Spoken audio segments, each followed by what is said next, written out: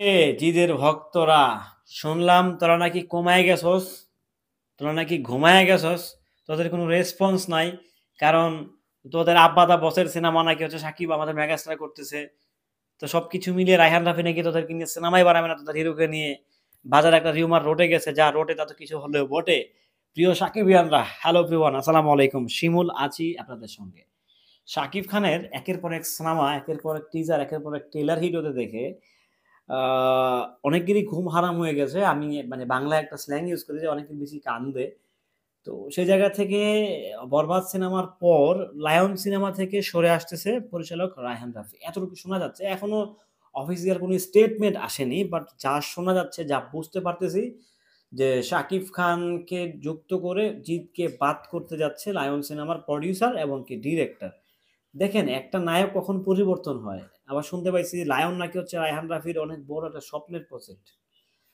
যেরকম হচ্ছে তার তাণ্ডব, তো তার থেকেও নাকি হচ্ছে অনেক বড় স্বপ্নের প্রজেক্ট ছিল হচ্ছে লায়ন।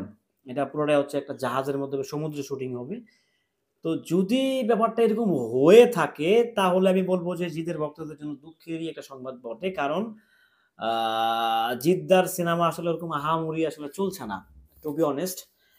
ওরকম ভাবে চলছে না, মানে কমার্শিয়াল হিরো হিসেবে এজ এ কমার্শিয়াল হিরো আমাদের যেরকম মেগাস্টার শাকিব খান, মানে উনি বলতেই ইন্ডাস্ট্রি পুরো অজ্ঞান। উনি বলতেই সিনেমা হল মালিকরা মানে নিঃসন্দেহে টাকা লগ্নি করে সিনেমা নিয়ে যায়।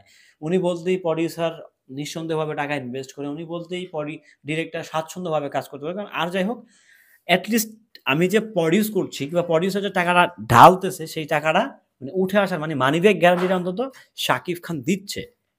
সেখান থেকে কিন্তু কলকাতার যিনি সুপারস্টার বলি আর যাই বলি না কেন, জিদ্দা, উনি আসলে মানি ব্যাক গ্যারান্টি দিতে পারছেন না। এক, দ্বিতীয় কথা হচ্ছে যে ওনার যে প্রোডাকশন হাউস যে সিনেমাগুলো হচ্ছে, সেগুলোও আসলে ব্যবসা সফল মানে কিংবা ব্যবসা করছে না, এভারেজ ব্যবসা করে যাচ্ছে। ওটিটিতে বিক্রি করতে পারছে না, টিভি রাইট পাচ্ছে না, যা শুনতে পাচ্ছে আর কি কলকাতা থেকে যেসব আপডেট আমাদের কাছে আসে। তো যদি লায়ন জিদের কাছ থেকে শাকিব খানের হাতে চলে যায়, আসলে আমি খুবই এক্সাইটেড হবো। ব্যাপারটা আসলে এরকম না, আমার এক্সাইটেড হওয়ার কিছু নাই। যদি গল্পটাকে মডিফাই করে ঘষা-মাজা করে যদি শাকিব খানের সাথে খাপ খাওয়ানো যায়, তাহলে করাই যেতে পারে।